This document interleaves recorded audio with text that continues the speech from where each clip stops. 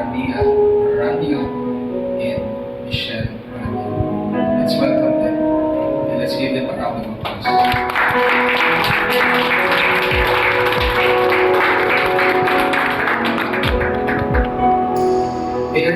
Ordination to the gospel ministry is significant and solemn. So ito po ay mahalaga pagdating po sa gabayan po ng ministeryo ng pagpapahayag ng mabuting balita. Ito din po ay sagradong okasyon sa buhay po ng lingkod ng Diyos. So, this is the reason why we should understand the biblical teaching surrounding it. So, hindi po ito basta lamang seremonya. Meron po itong malalim po na kahulugan na nais ng Panginoon na maintindihan. Mamaya po sa flow, sa ceremony, patungan po natin ang si Pastor Emma. It's not that the anointing is not in him, but it is a confirmation of what is already in him. Okay? And yung confirmation na yun, primarily will be done by God, but it would also be done through the church, through the body. I-confirm na yung calling ay na kay Pastor Emma for whom she serves. Kasi we believe that even women are called to be pastors also.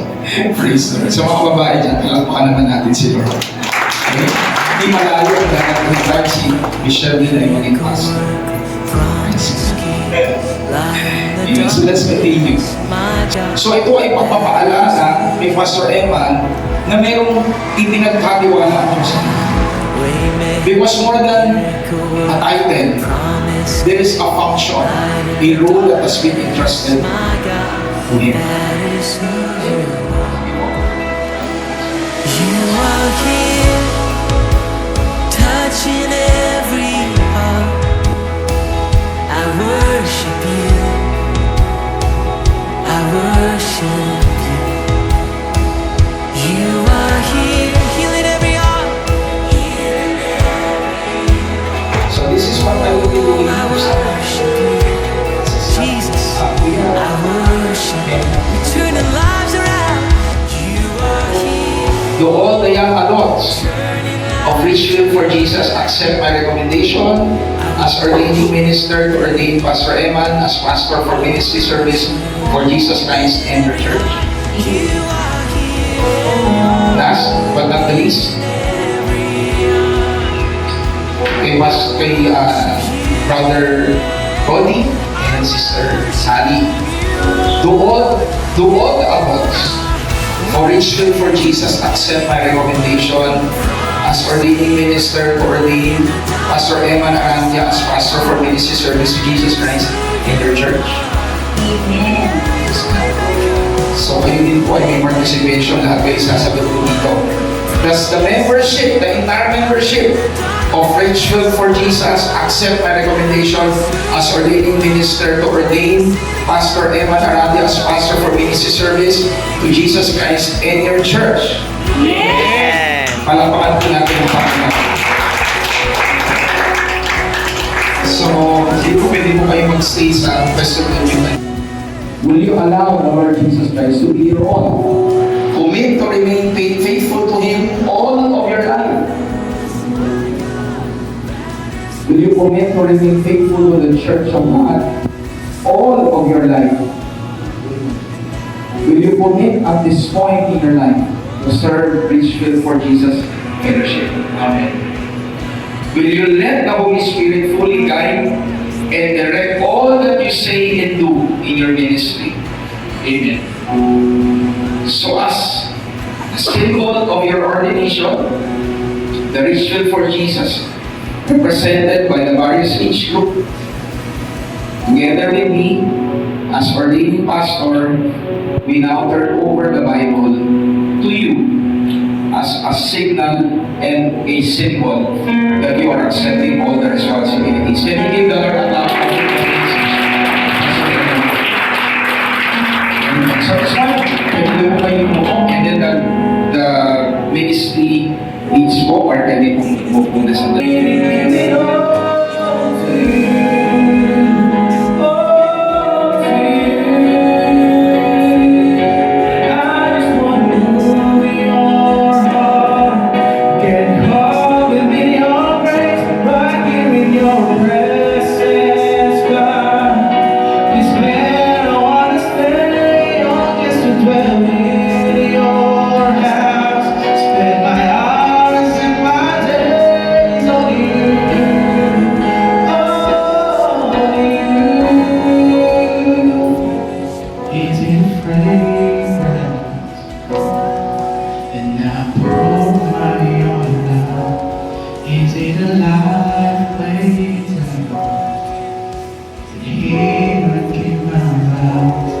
Easy to small eyes, then hips and meditate. Just tell me what moves you. Tell me what moves you. Easy to fragrance, then I hold my own life. Easy to love, lay down, then here again my vows. Easy to song I sing, then here's melodies. Tell me what moves you. Tell me what moves you. I just wanna move your heart.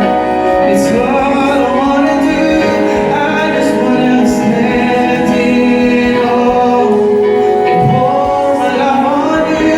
No matter how much the heart, I'm really it all.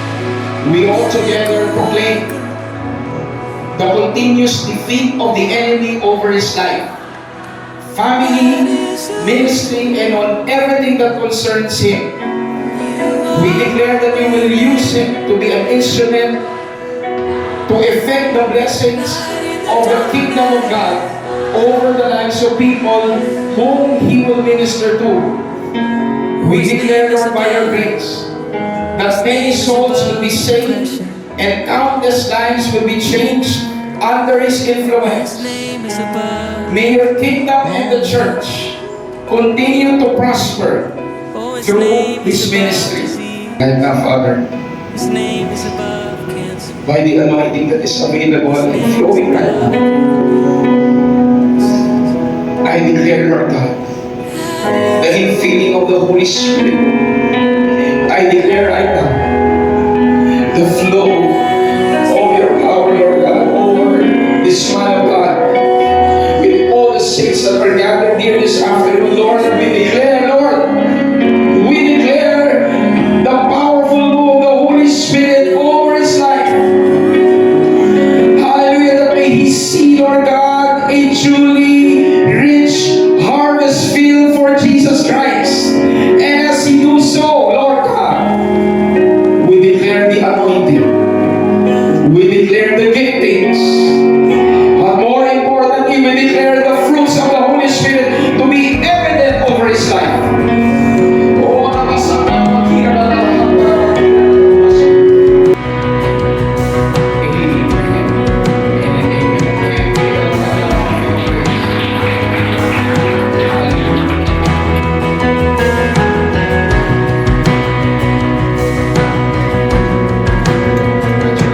Christ is my reward and all of my devotion. Now that's all I live in this world. Mga kapatid, sa Richfield, sa inyong life, I really need your prayer. Dahil hindi ko magagawa ito, wala akong support sa pamamahan. Alam ko, sasama na ganito ako sa pamamahan. Hindi din po kay Pastor niya, nagpapasalamat ako sa aking pamilya, sa aking tatay, sa aking nanay. Maraming salamat po na dahil pinagawa ko si Jesus sa akin. Salamat kasi sa napakatakilang pamana ng Pilipino. May pinasa niyo sa akin. Malagay ba akong ang relasyon sa Panginoon? Nag-desire na talaga pag-ikuran siya. Salamat kasi hindi niyo nalaman pa rin na magpastoran ninyo na lang. Maraming salamat sa pagtanggap ng tawag na yun. Alam ko, sacrifice din yun para sa inyo kasi mayroon magpa-aral ng anak ko dito mahigaw na parang tinawag pala siya ng Panginoon na magpasto. Maraming salamat sa support ninyo, sa panalangin ninyo. Maraming salamat. I know for a fact na ang calling sa akin ng Lord ay supportan. Malinaw sa akin na nandito ko lahat. Kumbaga, hindi man ako magkaroon ng titulo na pastoral. Hindi yun mahalaga for me. Dahil nakikita ko kung paano ginagamit din ng Lord lahat ng ginagawa niya sa buhay ko para masuportahan kita. Ikaw ay maging pinaka-mabuting lingkod na kung ano yung nice mo sa'yo na para maging yung best of who you are in service to God. Jesus Christ. Can we all lift up our hands towards God? The Lord bless you and keep you. The Lord make His face to shine upon you and be gracious to you. The Lord lift up His countenance, His smiling face, and give you shalom peace. I declare the grace of the Lord Jesus Christ, the agape, the unconditional love of our Father, and the fellowship of the Holy Spirit to be upon your family, biological and spiritual family, as we all together proclaim the gospel of our Lord Jesus Christ to people around us, as the Holy Spirit leads us. All together, anticipating the soon return of our blessed Savior, Jesus Christ. In the name of the Father, and of the Son, and of the Holy Spirit, in Jesus Christ's name, and everyone declares, Amen and Amen. Can we give the Lord a clap of praise? So with that, we formally conclude the ordination of Pastor Emmanuel C.